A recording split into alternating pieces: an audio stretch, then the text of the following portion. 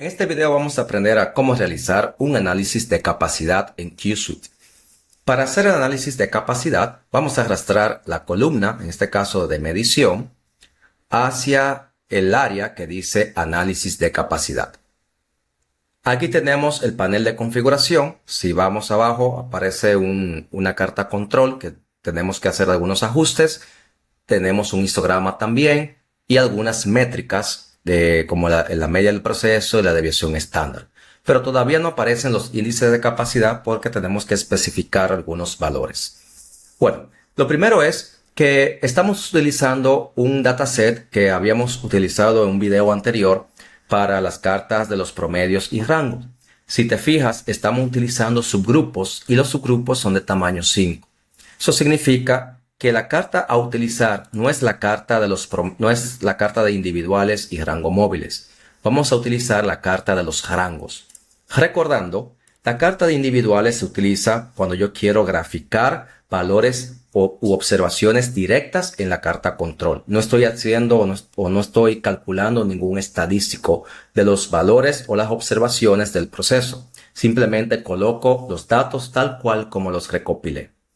Las cartas de los promedios y rangos se utilizan cuando el tamaño de los subgrupos es menor a 10 y la carta de los promedios y desviación estándares se utiliza cuando el tamaño de los subgrupos es mayor o igual a 10.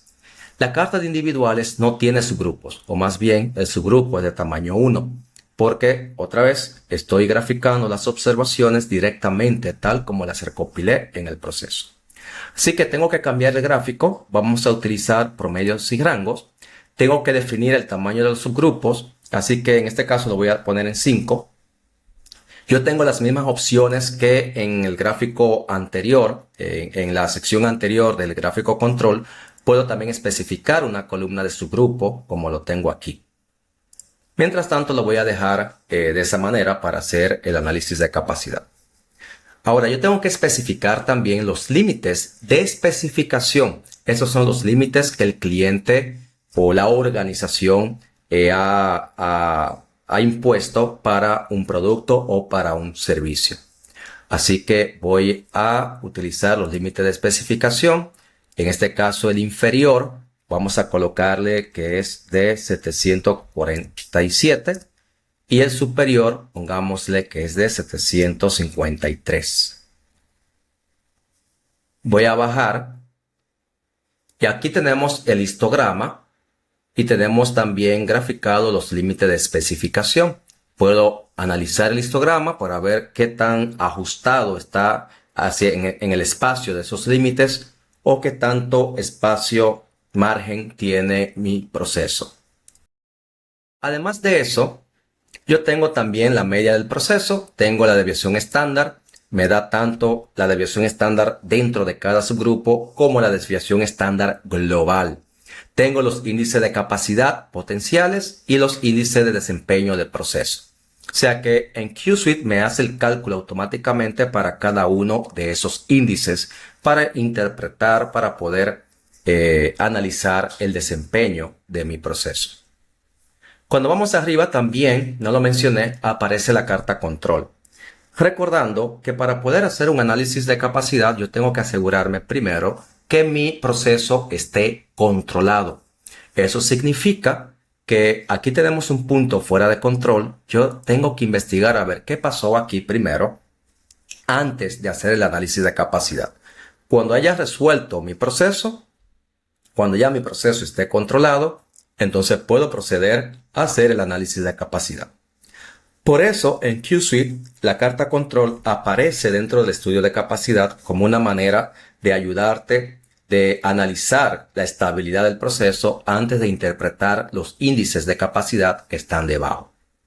Podemos ver que mi proceso no es adecuado, no es un proceso que logra cumplir las especificaciones porque tenemos índice de capacidad por debajo de 1.33, siendo 1.33 el valor recomendable para poder tener un proceso que sea capaz de cumplir con las especificaciones del cliente. Además, tenemos también otras opciones dentro del panel de configuración que podemos explorar. Por ejemplo, aquí coloqué los límites de especificación, pero pueden existir algunos casos, algunos escenarios donde los límites de especificación son límites, pongámoslo así, naturales, porque el proceso no puede pasar de ahí. Son límites donde es imposible. Por ejemplo, pongamos que estemos analizando una variable de tiempo. No puede haber un tiempo por debajo de 0.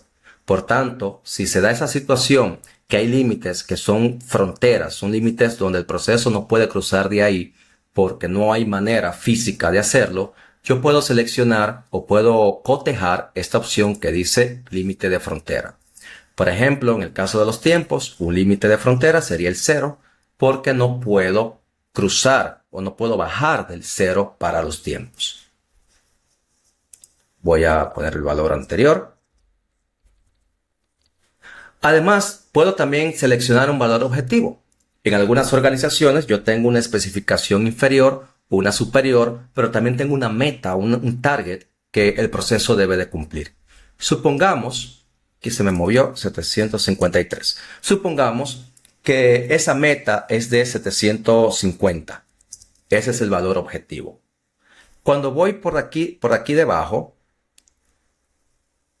puedo ver el valor objetivo en el histograma, que ahora se coloca como una línea de referencia, pero también se calcula un nuevo índice, que es el índice de capacidad de Taguchi, que considera también el valor objetivo que se requiere lograr para poder decir que el proceso es capaz de producir esos resultados. Entonces el índice de Taguchi considera ese valor objetivo también. Y nada, al final tienes diferentes métricas que ahí vas a elegir cuál de ellas utilizar para poder analizar la capacidad de tu proceso.